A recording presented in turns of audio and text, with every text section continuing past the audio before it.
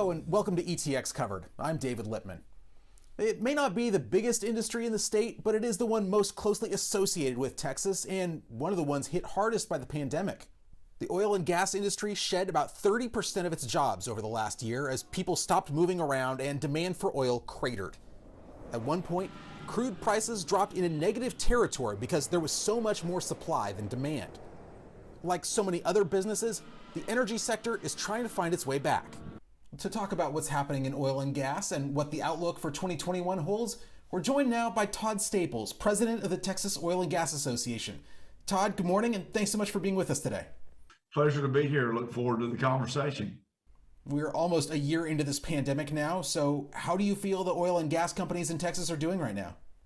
Well, the pandemic has been devastating, certainly to the oil and gas industry, but to individual lives and businesses all across our globe, and particularly in Texas.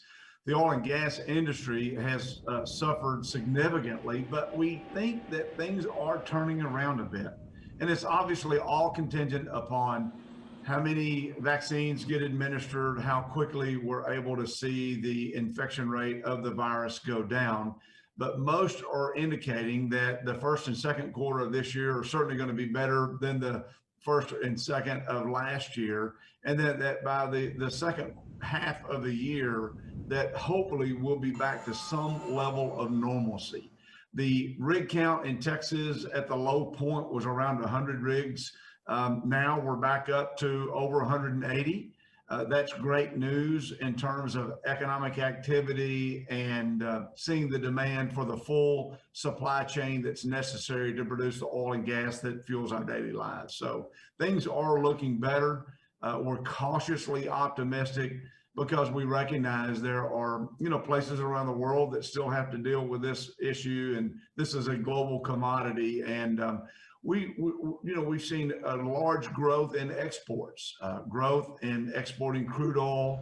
Obviously, refined product exports are a big part of our state's economy. We've seen growth in LNG exports. So we need to not only be healthy in Texas and the U.S., but across the globe to see the real difference. If the rig count is at 180 now, what should it be? What's a good equilibrium number? Well, when you think about a year ago, we were almost 400 rigs. That would be a much better number. We know, though, that when you look at OPEC plus, you look at Russia, Saudi Arabia, the other countries that are big producers in the world, it's all dependent upon supply and demand. We can never get away from that for certain. So we have to maintain that level of supply that's comparable to the demand. Pre-pandemic, the world was using about 100 million barrels of oil per day. At the height of the pandemic, that dropped to 79 million barrels a day, and production just doesn't stop on a dime. It takes a while to slow these processes down, and so we're working through the supply glut, and hopefully we won't see overproduction. I think producers in Texas are going to be cautious. I think we've seen a lot of mergers. We've seen acquisitions here lately of, big names, Chevron and Noble, ConocoPhillips and Concho, Devon and WPX.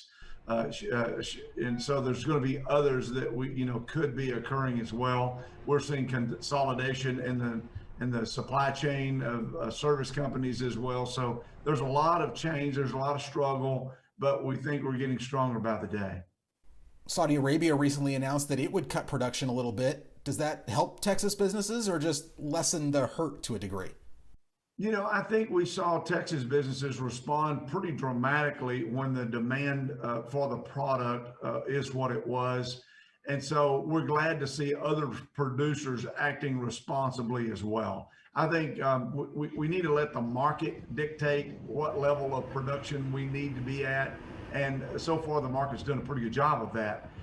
Any process has difficulties, but we're dealing with a commodity. Cattle, cotton, timber needs. These are all commodities, and oil and gas is as well. And so there's nothing that's without difficulty when you're managing the ebb and flow of supply and demand, but it's working pretty well, and we're glad to be on a rebound at this point. The price of crude oil has jumped back up above $50 a barrel now. Is that enough for Texas oil producers to be profitable again?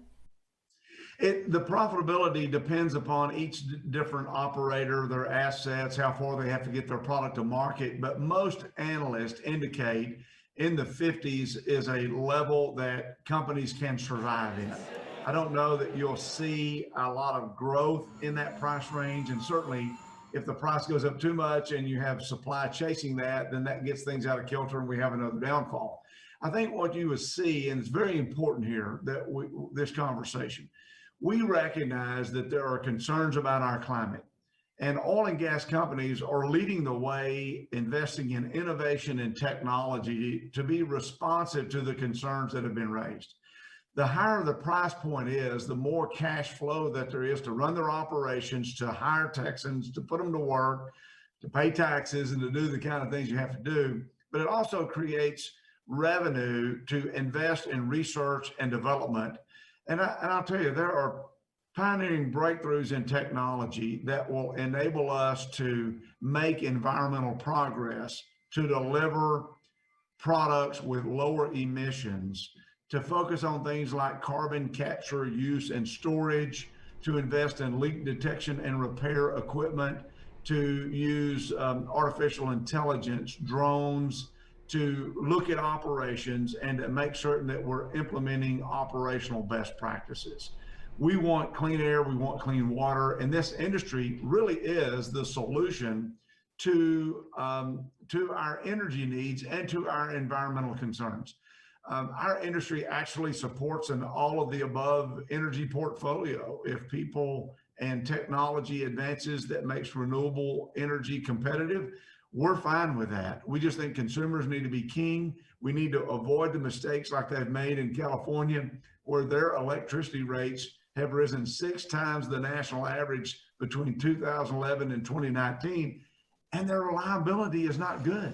The blackouts, the rolling brownouts, people without power, all when they're paying more, would really make Texans mad. And so I think if we're smart and we have smart policies, the legislature continues to focus on a balanced approach and making certain that we're welcoming businesses to Texas. I think Governor Abbott did a really good job on his recent State of the State address and focusing on policies that will ensure growth and responsible activities all at the same time. We'll have more with Todd Staples after the break, including his thoughts on the Biden administration's energy policies. So stay with us.